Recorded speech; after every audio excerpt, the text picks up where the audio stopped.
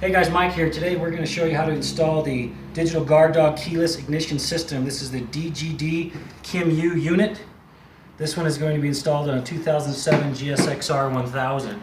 This has the new system that Digital Guard Dawg has just come out with. It has the plug-and-play system.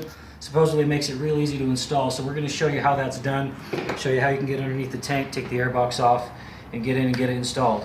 I just, as a disclaimer, I do not work for Digital Guard Dawg, but they sent me this cool t-shirt, so I'm going to wear it while I'm doing the install.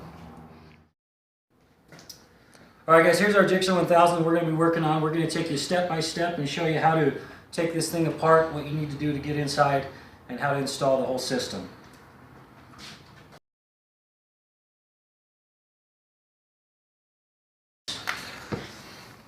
Alright, first thing you want to do is you want to remove the front seat by taking out these Allen bolts right here. There's one on each side. Remove those, the seat will come right off.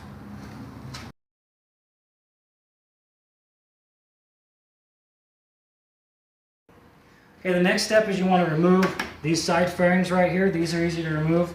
Pull out down by the screw. There's a little Velcro style clip right here, and then slide it towards the back of the bike and it comes right off. You can see this piece right here tucks underneath the guard right here, and this is what clips onto that little tab. So make sure you slide back before you pull off, because you don't want to break this or bend that little tab.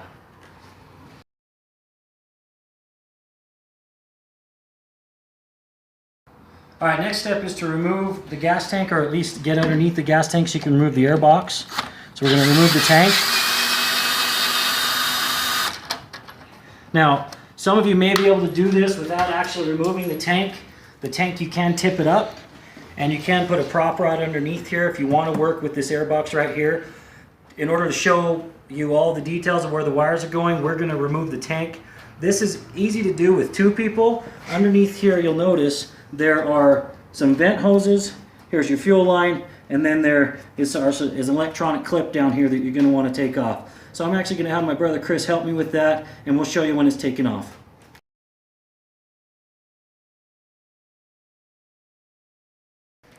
Okay, now that we got our gas tank off, the next step is to remove the air box. To remove the air box, you're going to have some electronics to remove over here, and you're going to have 3 different hoses that you need to pull off, and a bolt up here on the frame. Now, underneath the air box, there's 2 Phillips head screws that you need to loosen that release the air box from the throttle body. There's one on this side over here, and one on the opposite side. You need to loosen it enough that these hose clamps will come right off. Okay, now that we've got all of our hoses off, all the electronics off, and the bolts off, and we've loosened the hose clamps underneath, this box should pull straight up, come right off the throttle body, and slide out from underneath the frame.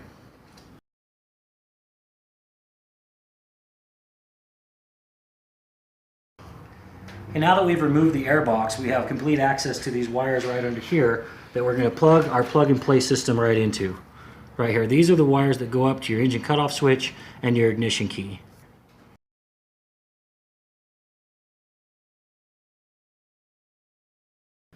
Now, for those of you that have gotten this far in this video, it's a good time to be able to change your spark plugs while you're in here, because you've taken half of the engine apart. You might as well.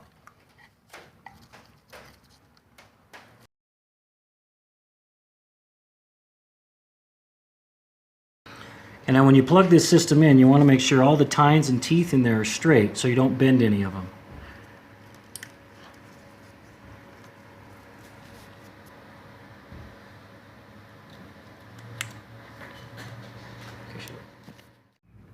Once you've plugged in to the system, there are 2 separate wires coming out of the Digital Guard Dawg box. One of them is an accessory wire that's going to have some heat shrink on it.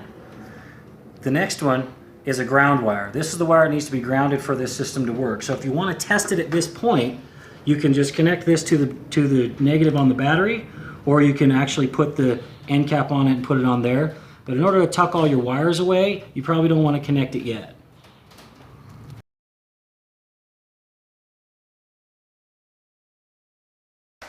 Now, since we're this far into the bike, we want to make sure it works before we put everything back in. So I'm just going to hold this ground on the negative. And we're going to check and see. Now, the key fob isn't near the system right now, so this should do nothing to the motorcycle. Okay? Now I'm going to have my brother grab the key fob and bring it close to the unit right here. And now we're going to test it. And you can see the system turns on with the key fob near the Digital Guard Dawg receiver, the way it's supposed to.